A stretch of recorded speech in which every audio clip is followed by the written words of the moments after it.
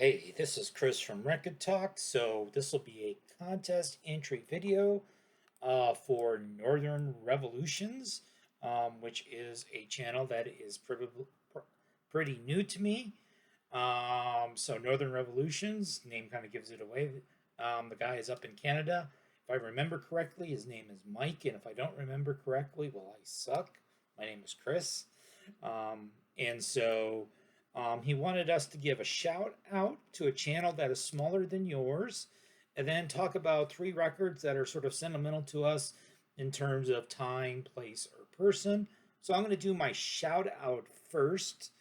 So the shout out I would like to make is to a channel that, as of the taping of this, I'm recording this on Thursday, May 19th. I'm probably going to post it probably the 21st or 22nd.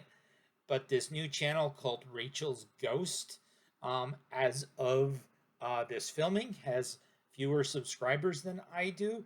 By the time you watch this, that probably will not be the case, because this new Rachel person seems to be picking up subscribers at a much faster rate than I ever did.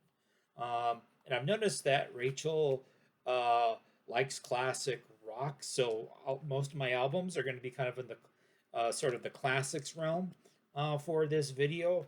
I'm not going to go into like alternative indie punk world music this time that I do in some other videos, or all the old junky 45s that I've been buying recently. So the first one I'm going to show is Led Zeppelin IV. And so when I was a little kid back in the 70s, when this album was coming out, I was like 3, 4, 5 years old. I was a little kid that already knew how I could like cue and run a turntable. And so some of the records, this one, there was a 10 Years After record, a Savoy Brown record on the Parrot label that had the skull on the cover. I liked that one. And Frank Zappa Apostrophe, because I liked the song about not eating yellow snow. That was very funny when I was a little kid. The only one of those records that I currently own is Led Zeppelin IV. This is a modern reissue. This is not the album that little tiny Chris was somehow playing back in the day.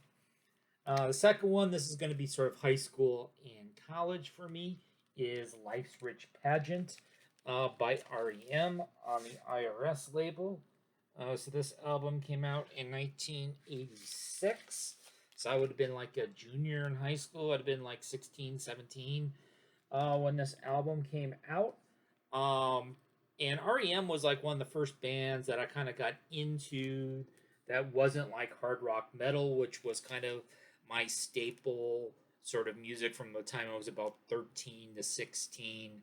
Um, and so I remember checking this out from our public library, recording it on a cassette tape. I didn't actually own it in physical format until much later.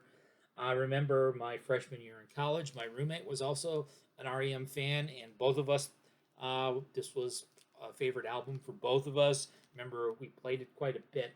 I think he had it on, um, neither of us had a turntable, so it wasn't on record.